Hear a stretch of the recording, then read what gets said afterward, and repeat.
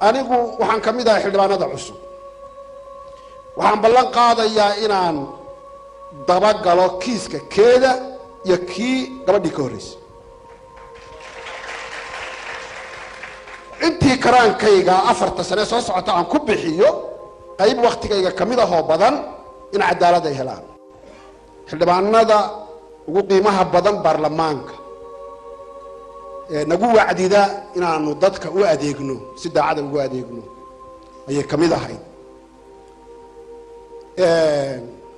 xildhibaanad sida la sheegay xaq diin iyo xaq cilmi kale labadaba ka dhisan bay ahayd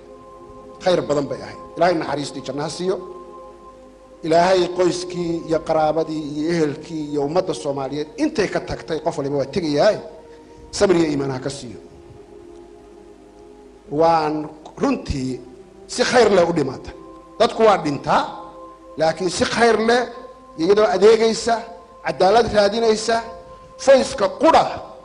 ee ugu adag ee gabadhii hooyadeed halkan ka tagtay iyo eedadeed u doodaysay qof walba kaga hormartay